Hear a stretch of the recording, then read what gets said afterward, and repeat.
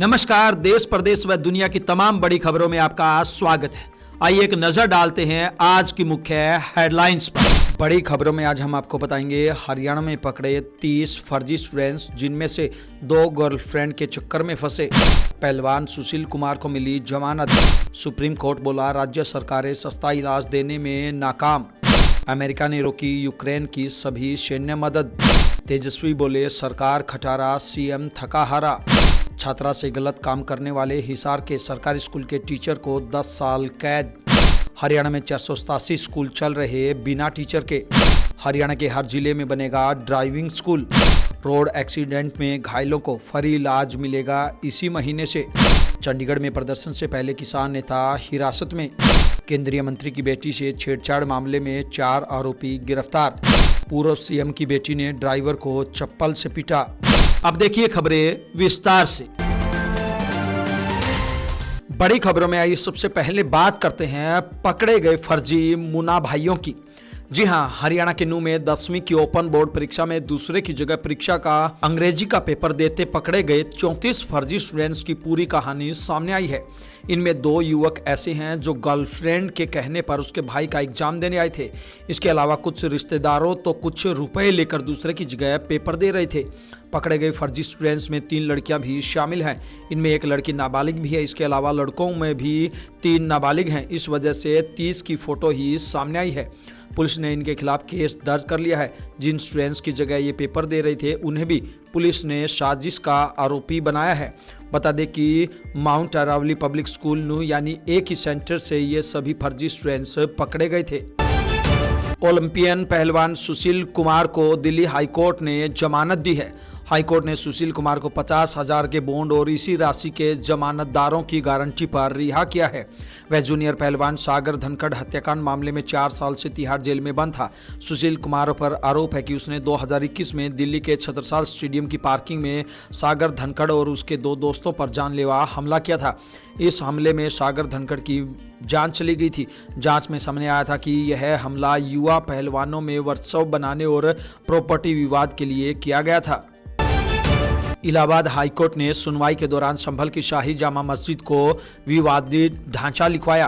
Court में मस्जिद की रंगाई पुताई की मांग वाली याचिका पर सुनवाई चल रही थी। हिंदू पक्ष के वकील हरिशंकर जैन ने कहा, ये मुस्लिम पक्ष मस्जिद कहेंगे तो हम इसे मंदिर कहेंगे। राम मंदिर के केस में भी उसे बाबरी मस्जिद विवादित ढांचा ही कहा जाता था।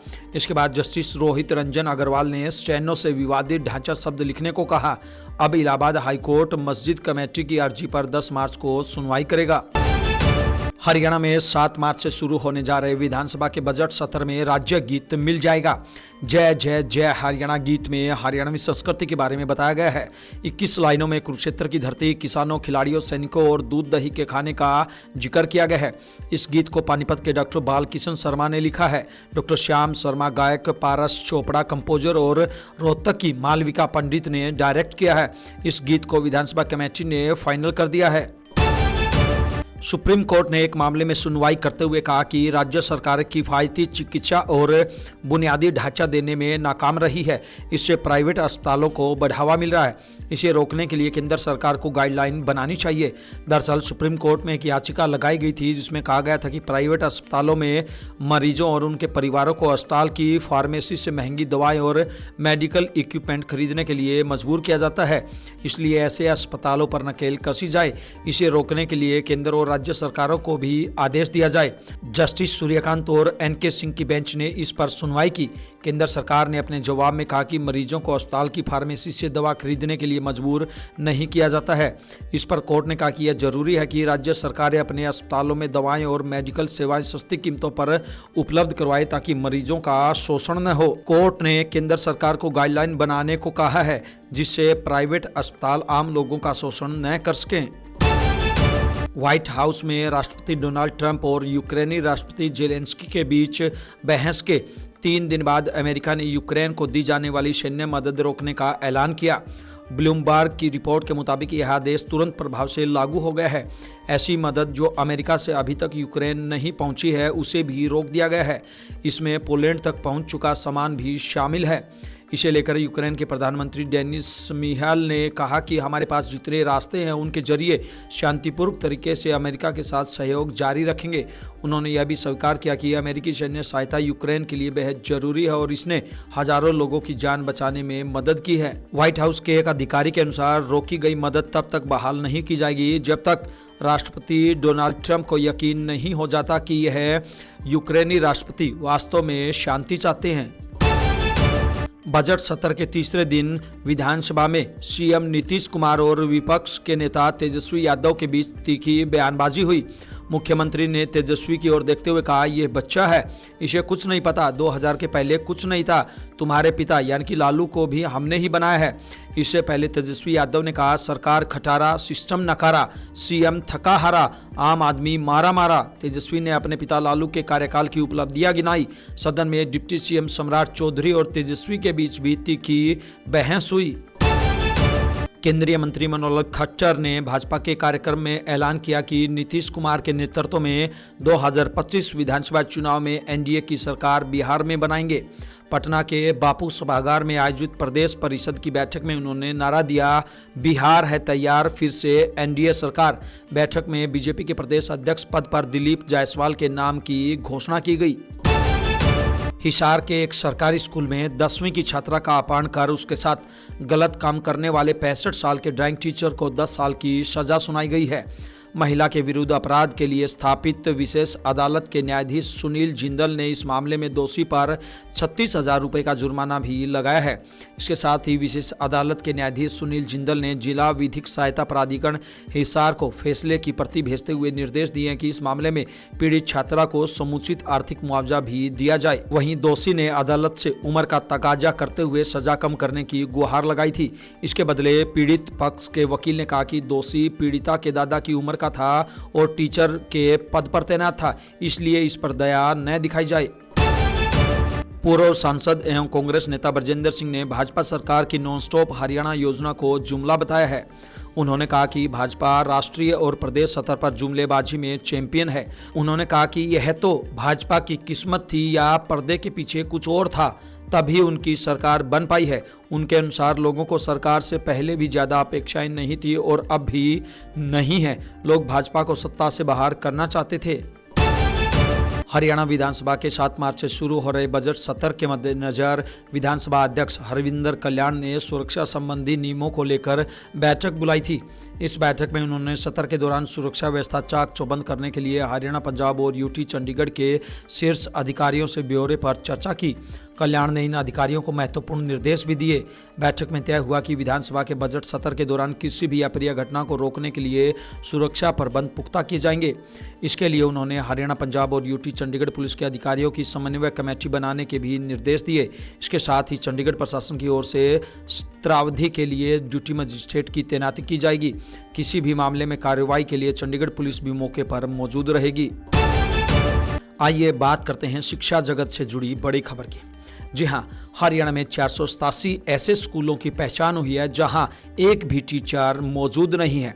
इसका खुलासा हरियाणा मौलिक शिक्षा विभाग द्वारा किए गए रैशनलाइजेशन कैंपेन से हुआ है।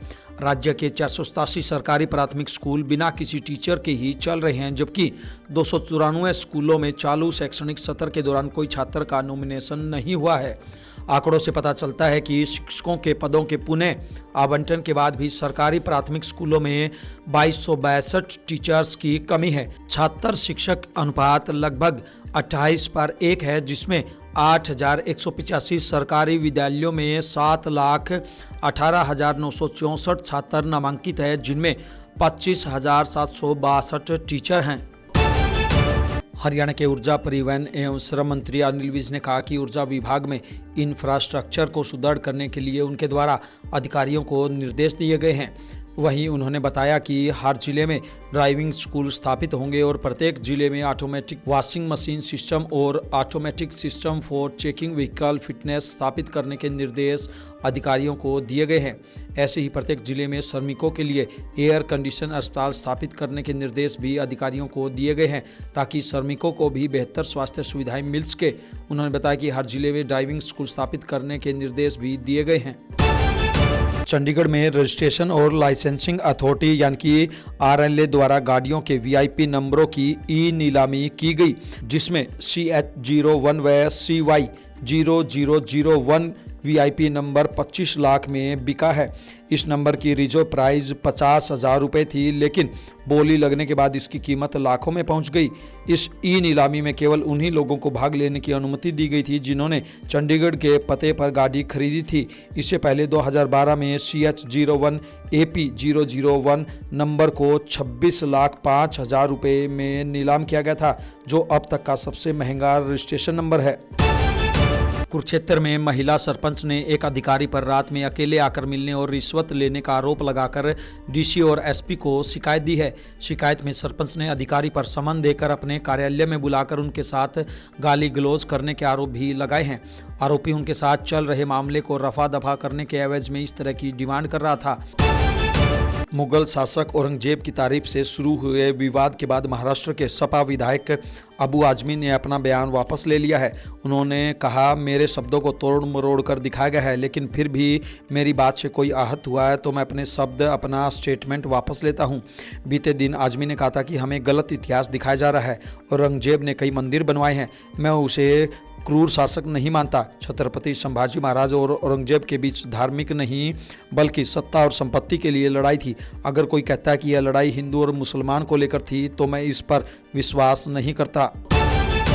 आइए बात करते हैं सभी भारतीयों को राहत देने वाली खबर की। जी हां, रोड एक्सीडेंट में घायलों को इसी महीने यानी कि मार्च 2025 से 1.5 लाख रुपए तक का फ्री इलाज मिलेगा। यह नियम प्राइवेट हॉस्पिटल के लिए भी अनिवार्य होगा। देश भर में इस व्यवस्था को लागू किया जाएगा। NHAI इसके लिए नोडल एजेंसी का काम करेगा। राष्ट्रीय राजमार्ग प्राधिकरण के अधिकारी के मुताबिक योजना के लिए मोटर वाहन अधिनियम 1988 की धारा 162 में पहले ही संशोधन हो चुका है। इस योजना को पूरी तरह से लागू करने से पहले बीते 5 महीनों में पांडिचेरी, असम, हरियाणा और पंजाब सहित 6 राज्यों में पायलट प्रोजेक्ट चलाया गया जो सफल रहा। NHAI के ऑफिसर ने बताया कि घायल को पुलिस या कोई आम नागरिक या संस्था जैसे ही हॉस्पिटल पहुंचाएगी उसका इलाज तुरंत शुरू हो जाएगा। इसके लिए कोई फीस भी जमा नहीं करनी होगी। घायलों के साथ चाहे परिजन हो या नहीं, हॉस्पिटल उसकी देखरेख करेंगे। प्राइवेट और सरकारी दोनों ही हॉस्पिटल को कैशलेस इलाज देना होगा। पंजाब सरकार संयुक्त किसान मोर्चा यानी कि SKM के नेताओं से मीटिंग के लिए तैयार हो गई है। चंडीगढ़ में पंजाब CM और किसानों के बीच बहस के बाद भगवत मान बैठक छोड़कर चले गए थे। सुबह किसान नेता बलबीर सिंह राजेवाल समेत कई किसान नेताओं को हिरासत में लिया गया था। इसके अलावा किसान मजदूर मोर्चा के नेता दिलबाग सिंह गिल को घर में नजरबंद किया गया है। पुलिस संगरूर में भारतीय किसान यूनियन के अध्यक्ष जोगिंदर सिंह उग्रा के घर भी पहुंची, लेकिन वह नहीं मिले। किसानों पर कार्रवाई को लेकर SKM ने लुधियाना में इमरजेंसी मीटिंग बुलाई है। उन्होंने कहा कि 5 मार्च को चंडीगढ़ में प्रदर्शन होगा। उधर विवाद बढ़ने पर मुख्यमंत्री भगवंत मान ने कहा, मैंने किसानों से पूछा था कि प्रदर्शन का क्या रहेगा। किसानों का कहना था कि जारी रहेगा। फिर मैंने कहा कि मुझे 2.5 घंटे तक क्यों बैठाया। ये मांगे मुझसे संबंधित नहीं थी, ये मांगे केंद्र से हैं। इस पर किसानों का कहना था कि डर कर आप मीटिंग में आए हैं। मैं उन्हें यह कहकर आया था कि मैं मित्र की तरह हूँ, मीटिंग और मोर्चा साथ नहीं चलेंगे। हिमाचल प्रदेश के चंबा, कुल्लू और किन्नौर जिलों में मौसम विभाग ने आज भी बर्फबारी का ऑरेंज अलर्ट जारी किया है। लाहौल स्पीति जिले का केलांग -10.2 डिग्री तापमान के साथ सबसे ठंडा रहा। पिछले दिनों बर्फबारी और बारिश की वजह से हुई लैंडस्लाइड और बाढ़ से राज्य में सैकड़ों सड़कें अभी भी बंद हैं। हिमाचल बोर्ड की परीक्षाएं शनिवार तक स्थगित कर दी गई हैं। इसके अलावा कश्मीर के अधिकतर इलाकों में कल बारिश और बर्फबारी हुई। मौसम विभाग के मुताबिक हालिया बारिश की वजह से बारिश की कमी 80% से घटकर 40% रह गई है।